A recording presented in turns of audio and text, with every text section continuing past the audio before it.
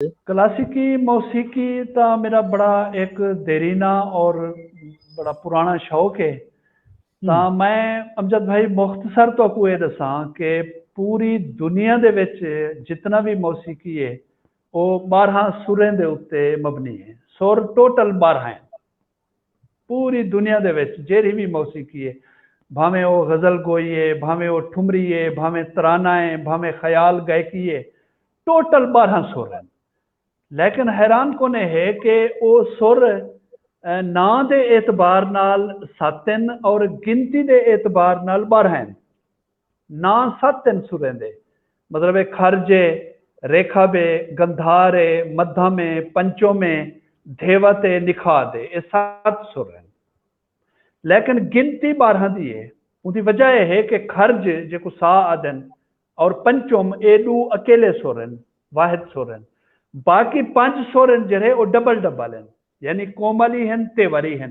रेखा बे जरा कोमल तेवर, गंधार कोमल तेवर, मध्यम कोमल तेवर, पंचम कल है धेवत कोमल तेवर, और इवें मतलब है निखाद जो नी आदन सारे गा मा पा धा नी, ये इन्हें दे निक नेम हैं। असल ना उहे जरे मैं तो दस चुकिया कि ए नहीं हारमोनियम हारमोनियम ते तो चिट्टे चिट्टे काले कई निशान होंगे हारमोनियम ते, वो क्या है? वो तो बहुत ज्यादा है, ढेर सारे जरे ये काले ते चिट्टे नोट है ना जरे ये टोटल 39 तो को नजर आउसन 39। उसकी वजह है कि ये 3 सप्तक एक उसने 3 सप्तक मंदर अस्थान, मध्य अस्थान और उदे बाद तार अस्थान, ये 3 सप्तक हैं। हर सप्तक के विच 12 12 12 सुर हैं। यानी एक गायक बड़ा तले झिका गमदे तो वो मंदर अस्थान ते वो 12 सुर हैं जरे वो उहो करे सी। जरा नॉर्मल गमदे वो मध्य वाले दरम्यान वाले वो स्थान दे उत्ते आवे सी। जरा बिल्कुल उच्चा गमदे वो तार स्थान दे उत्ते आवे सी।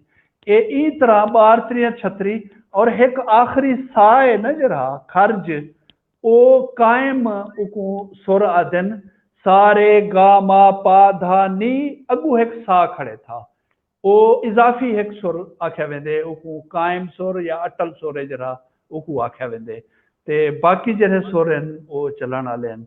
तां ये एक अरोही होंदी है भी अमरोही होंदी है।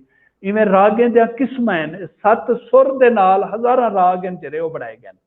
रागें दी किस्म हैं, एक छोटे को छोटा राग 5 सुर दा होंदे और उको आदन ओडो राग, मसलन जिमें मालकौंस है, मालकौंस ओडो राग है, एक दू सुर नहीं लगते, रेखब नहीं लगता, पंचोमी को नहीं लगता, बाकी 5 सुर को जरा लगते हैं।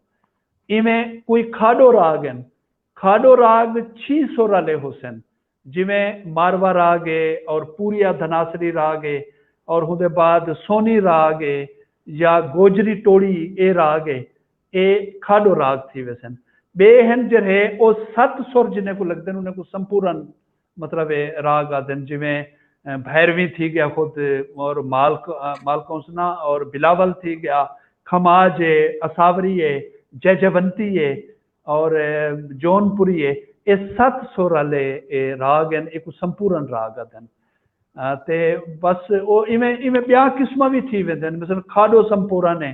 खाडो संपूर्ण ये है कि अरोही दे विच 6 सुर लगसन, अमरोही दे विच जरे वापस बल से वो उदे विच जरे 7 सुर लगसन।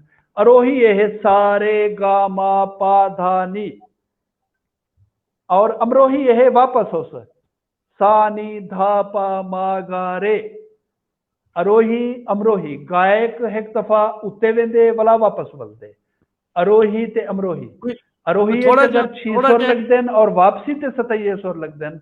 ई राग को अक्सू असा खाडो संपूर्ण, जिमें के मियाँ की टोड़ी है खाडो संपूर्ण है, ये वेंदे हुए अरोही दे विच पंचम नहीं लगता, वो वापसी दे उत्ते पंचम लगसे। ये मौसीकी वाले दोस्त ये चीज जरा बेहतर जान सकते हैं।